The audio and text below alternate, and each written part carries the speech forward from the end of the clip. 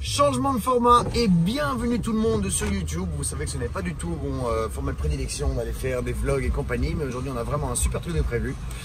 Je vous emmène sur le circuit de Zolder en Belgique pour essayer la Mini GP3. On va aller la foutre sur piste et on va voir ce que ça a dans le ventre. Parce qu'on va voir surtout si un train avance, c'est encaissé plus de 300 bourrins.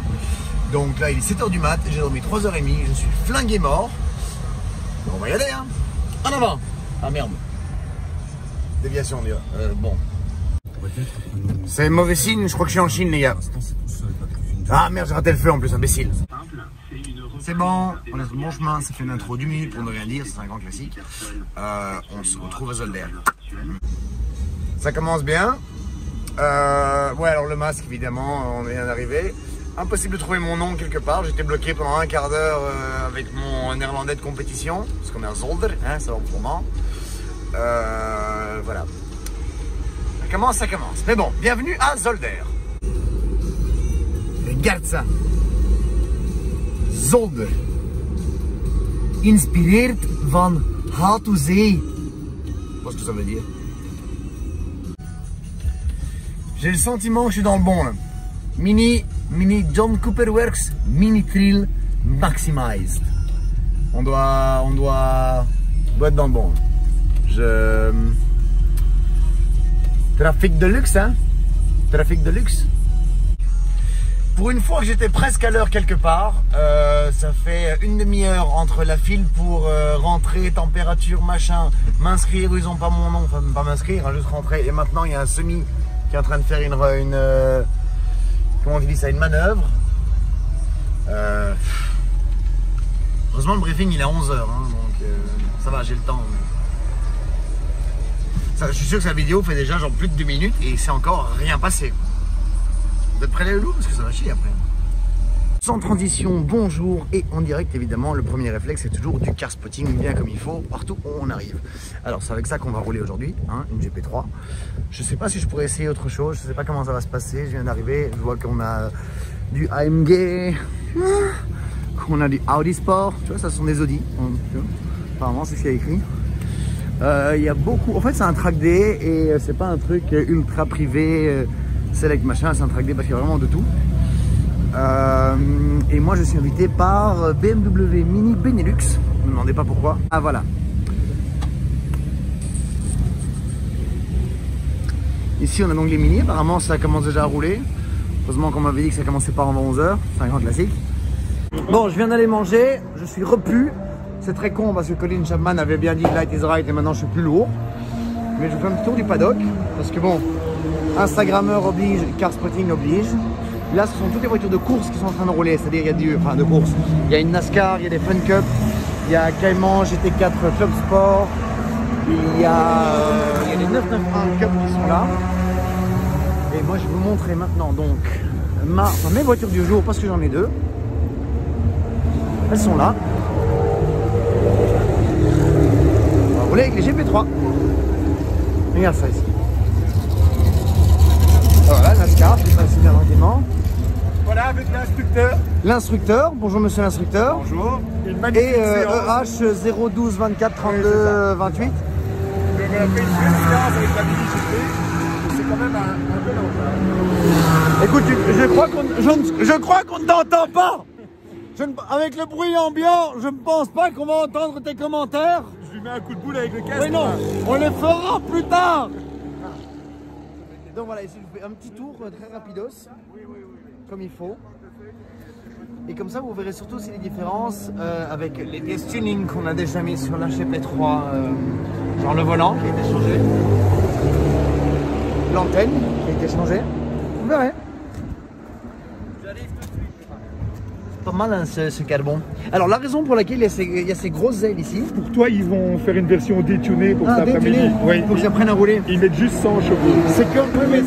C'est comme quand tu as un vélo, ils mettent des petits trous. Tout à fait. Ouais, mais là ils vont retirer. Par contre, là, tu vois, j'étais en train d'expliquer un truc intéressant. Oui. Tu vas peut-être écouter. Pourquoi est-ce qu'ils ont mis ces appendices aérodynamiques ici?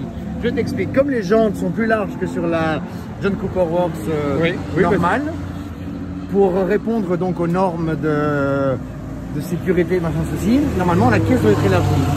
Pour éviter d'élargir la caisse entière, c'est-à-dire les ailes arrière, les ailes avant, ils ont été faire ces petits rajouts. aérodynamique ici pour pouvoir mettre des jambes plus larges. Parce que ça, si tu regardes bien, tu le vois bien d'ici surtout, ça te rajoute quand même genre un bon 2 cm à la caisse de chaque côté. On va mettre plus grosse jante. Eh ben c'est pas du tout pour ça. C'est parce que si tu la mets sur 2 roues, ça devient l'aileron. Ah ouais. Et alors si tu la mets dans l'autre sens, ça crée du lift et donc ça empêche que le toit touche le sol. Ah ben non. Parce que ça on a un copain qui a essayé, apparemment ça touche le sol. Ouais, c'est pas mal. Ça a la gueule quand même comme bobinette. Hein. Et ça, même moi j'ai pas entendu ce qu'il a dit, hein, c'est pour vous dire. Franchement sur le circuit c'est épatant. Ouais. On va bien regarder ça. Et il faut se dire que ça, cette petite voiture, coûte environ les options carbone sur une 488 Pista. Un peu de choses près. C'est pas mal, hein.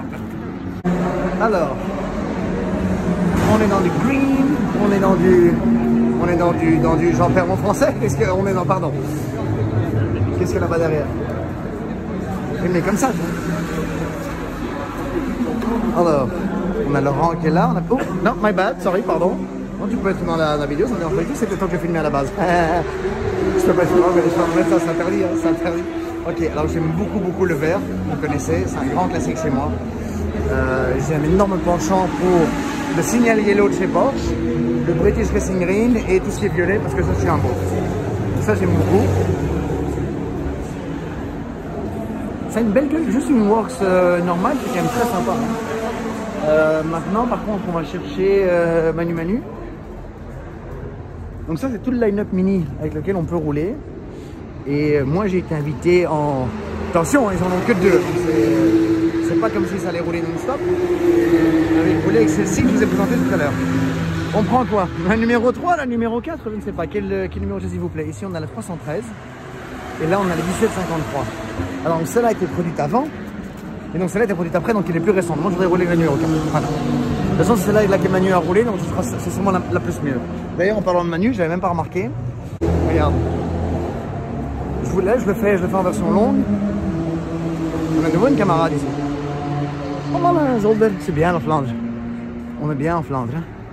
Et là, qu'est-ce que c'est que ça? C'est quoi? Ouais.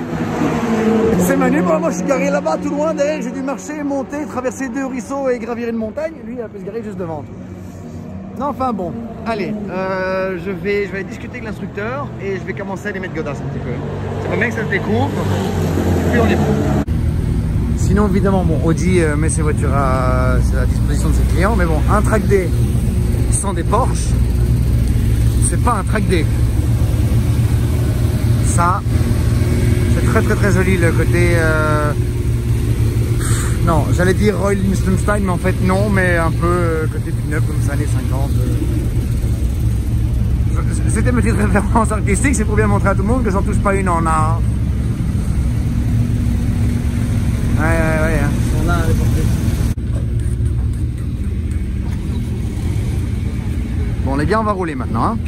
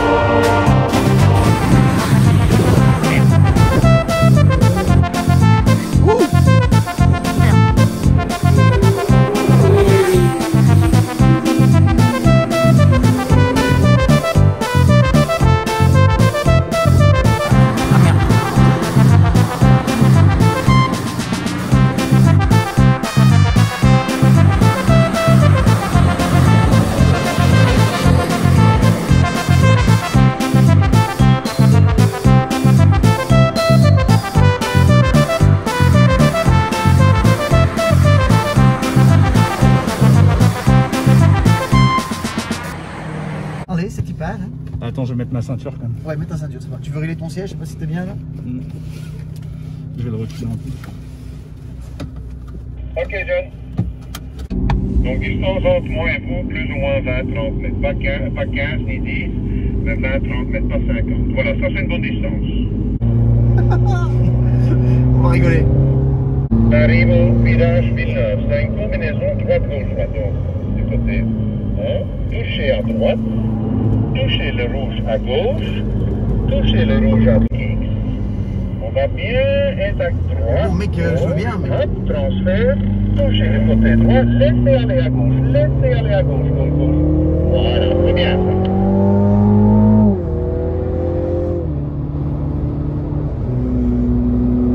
On va arriver maintenant au premier virage gauche. Ça part du côté droit, on vient à la corde, vis à corde, vis à corde. Ouais, t'inquiète, je sais, mais... Laisse aller vers la droite, fais la droite, fais la droite. Il y a mon volant, je ne touche pas... Ah, voilà. On accélère plus fort dans la ligne. Et on va freiner fort aussi, attention, et on monte sur la pédale de frein, on freine, on freine, on freine. On lâche le frein, on lâche Bien, plus mais la voiture. on va commencer à freiner un peu plus fort. Hein.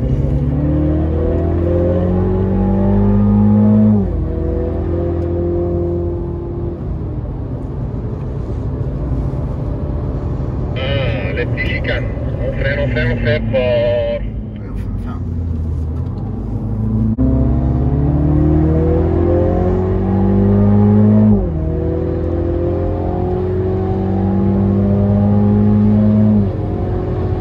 Allez, de Cali.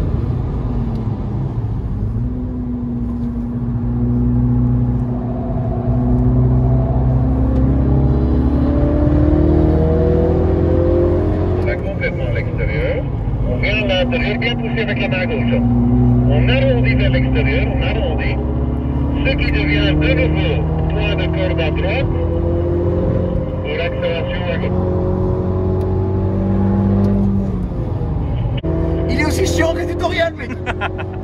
On peut pas passer. Appuie sur X. Et dans la chicane. Par contre, je veux bien qu'il freine un tout petit peu plus tard, parce que là, ça m'ennuie, ça. On va tirer droite, on freine fort.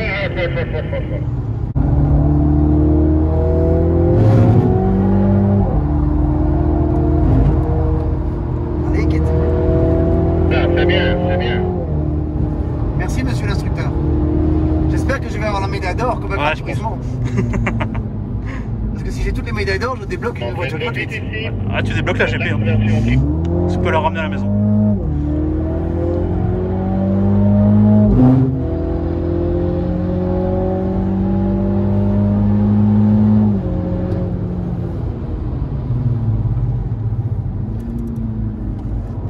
Au rétrogradage, la boîte auto, c'est pas la folie. Hein.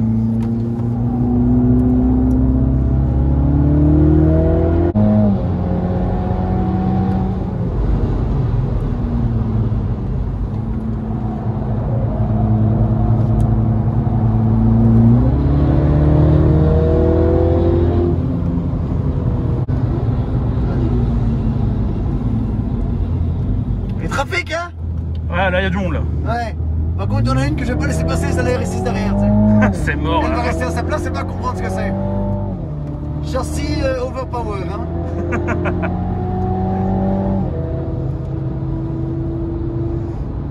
Skills over HP. Ouais, il met son clignotant. Ouais, il a compris. Ouais, bah oui.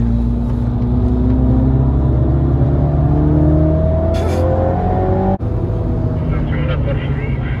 Ouais, je l'ai vu, mon biche. On laisse maintenant la Porsche. On laisse un peu de tranquille.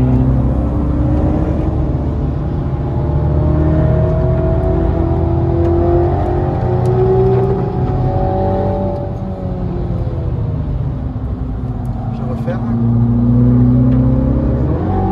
Ah, non, j'en ai unique.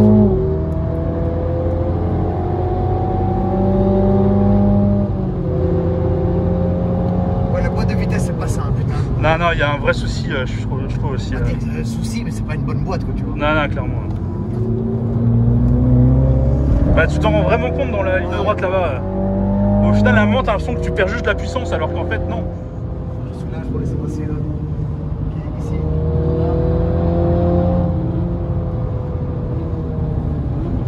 Et on va se rejoindre à des trajectoires bien différentes comme il faut. Oui, alors cette boîte qui rétrograde, tu sais, je suis en mode sport, machin, elle rétrograde quasiment pas. C'est un peu chiant ça. Oh, sous virage, je vais pas aller rentrer dans le cœur sous virage non plus.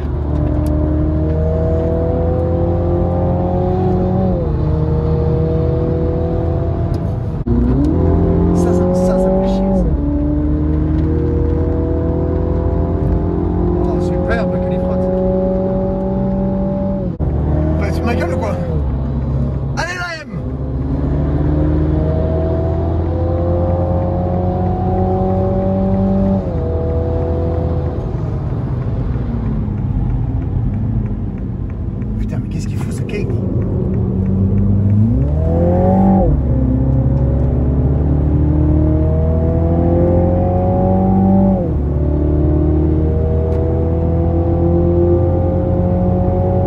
Là, je suis mal sorti, hein. Ça se voit pas à la caméra, t'inquiète. Ouais. Touché Corbin. Débraqué complètement. 20 cm. Il te manquait 20 cm. Vincent qui? Yo, Qu'est-ce qu'il fait là? Prends une trajectoire cochon pour laisser passer tout le monde. On est parti.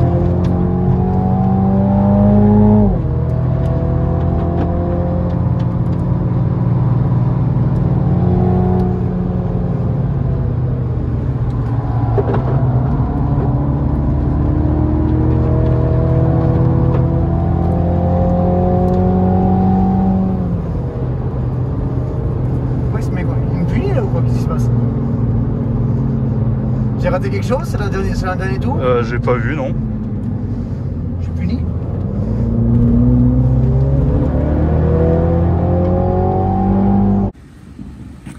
Voilà, là, à peu de choses près, c'est tout le parc des autos de test.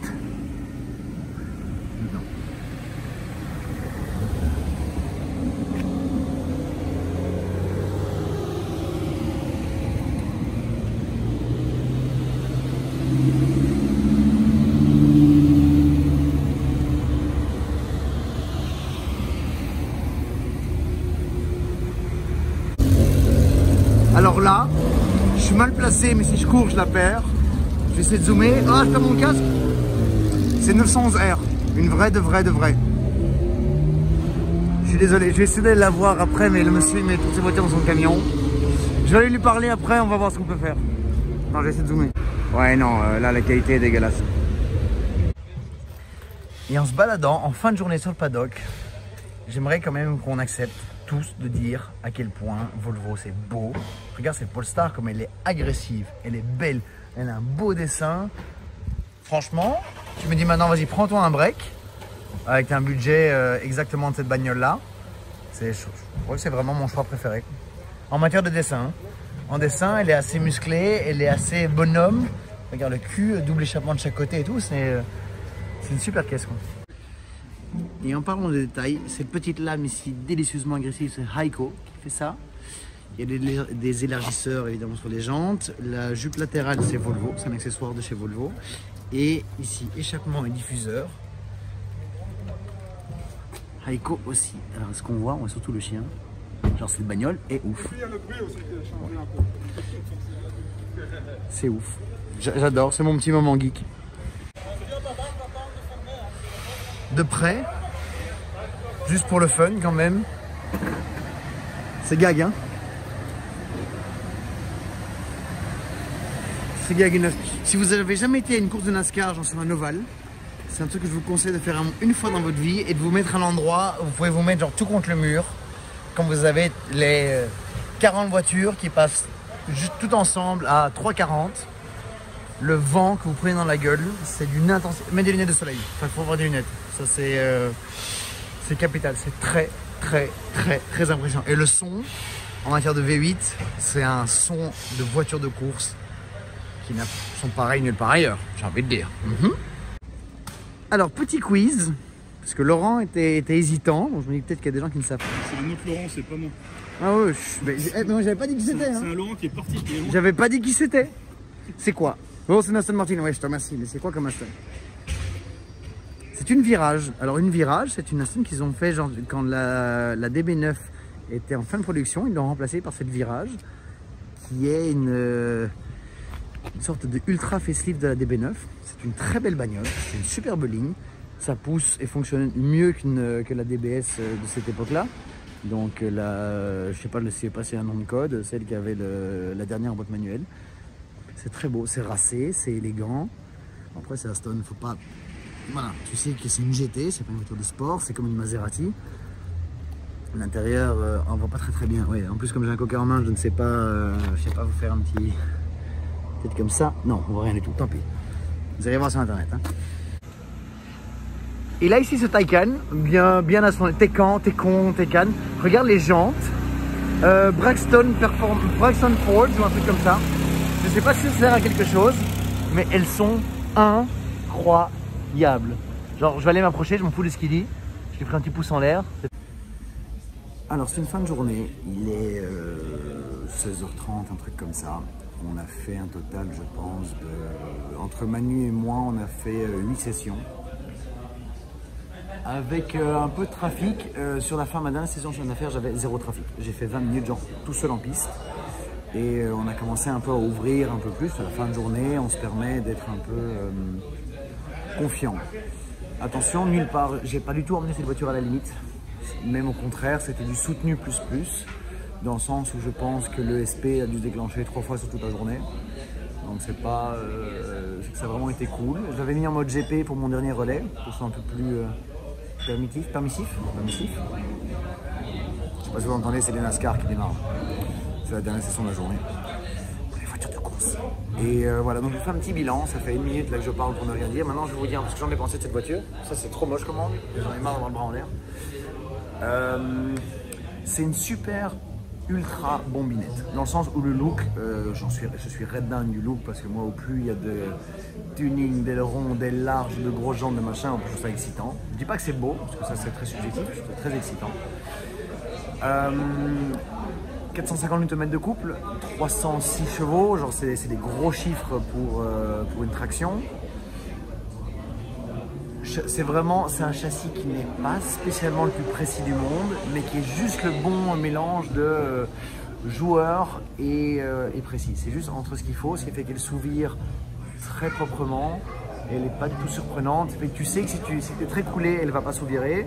Si tu commences à attaquer et si tu la jettes, ça va être vachement progressif. Donc c'est pas du tout, et pas de mauvaise surprise, au contraire. Niveau donc moteur. Les freins sont bons, mais l'ABS est ultra intrusif en conduite sportive. Dans le sens où je ne suis pas un grand pilote, loin de là. Je suis à peine un amateur, mais j'adore freiner tard. Je suis un gros freine-tard et je me reforce sur les freins. Et, voilà, question de style, c'est comme ça que j'ai appris. Tu prends une fois les freins trop fort, ton volant part dans tous les sens, ton train avant il va comme ça. Donc il faut être doux sur les freins. Si tu veux freiner efficacement, tu dois être assez doux, progressif et je ne veux pas dire lent, mais tu dois freiner un peu tôt pour qu'elle se place précisément en entrée de courbe. Là, je parle sur circuit, sur route ouverte, tu n'auras jamais ça. Et le dernier point, la boîte de vitesse.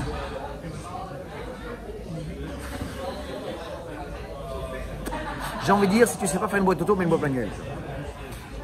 Sportif sur route, pour rigoler, je pense que la boîte, il n'y a aucun souci, c'est suffisant. Mais par contre, là sur piste, la boîte, elle rétrograde pas. Genre, c'est pas top. Conclusion, la GP3, c'est une bombinette de luxe, ultra fun, mais c'est pas une pistarde du tout. Genre, c'est vraiment pas une pistarde. Si tu veux faire de la piste, tu prends une GP1 ou une GP2, boîte méga, tu tunes un peu comme il faut, tu t'amuseras 1000 fois plus qu'avec une GP3. La GP3, c'est, je peux pas dire un objet de collection, je crois que je vais couper le temps que je réfléchisse, parce que je suis un peu fatigué. J'ai encore d'ailleurs la marque ici de ma cagoule, ceci n'est pas une nouvelle veine. Donc, je sais pas comment je peux la qualifier cette GP3.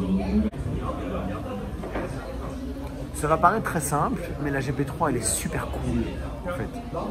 Les Mini, voilà, la Mini c'est un carton interplanétaire, on en a vu dans tous les sens, de toutes les couleurs, trucs.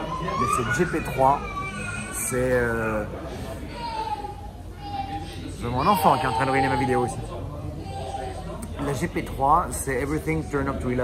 Tu sais, dans Spinal Tap, les arches d'eau, enfin tu sais, les extensions d'ailes là en carbone, l'aileron qui est gigantesque, elle est juste cool. Parce que tu vois, les baquets dedans, ils auraient pu mettre des baquets, je sais pas, des baquets de chez BM, des baquets beaucoup plus baquets, ils auraient pu faire un intérieur léger, ils auraient pu permettre une version un peu plus ci, un peu plus ça, ils auraient pu la faire en boîte manuelle. Donc c'est vraiment une voiture qui est hyper cool.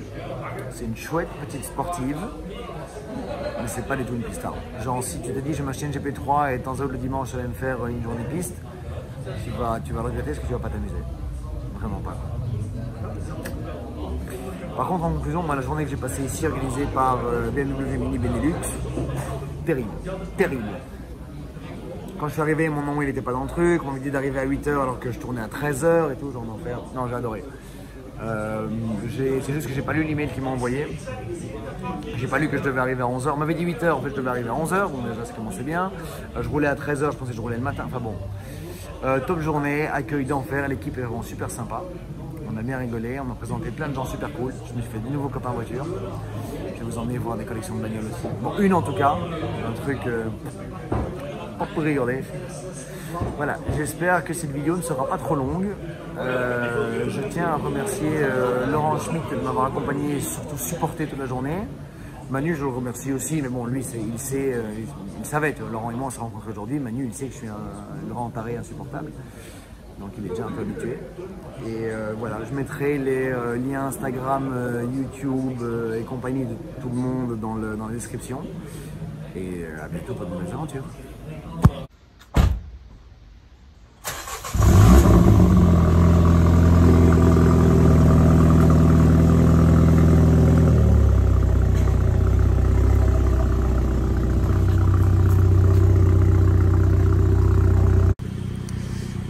Et boum patatras, les plus aguerris d'entre vous auront déjà remarqué évidemment les vitres full teintées, bien comme il faut.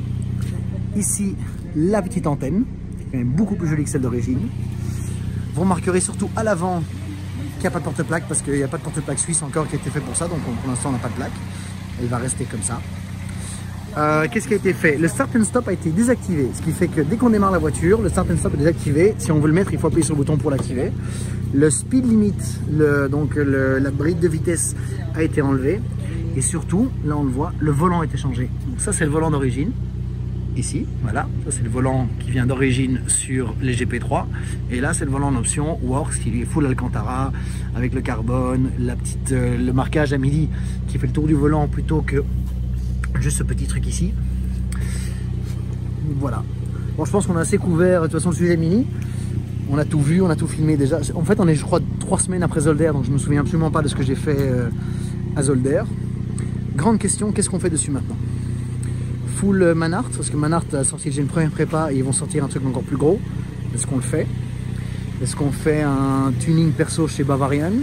Est-ce qu'on la garde entièrement d'origine? Covering, pas covering? Voilà, n'hésitez pas à me dire ce que vous en pensez dans les commentaires. Et quand ça évoluera, on fera une autre petite vidéo. Voilà. Pour les motocycletteurs, là maintenant on va prendre la R1 et on va les terroriser la ville. Quand tu veux.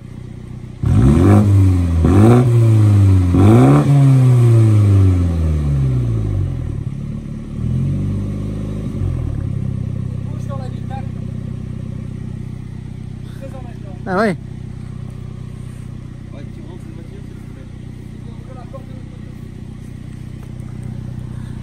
Oui, c'est mieux pour la rentrée, c'est mieux qu'il y ait les deux portes.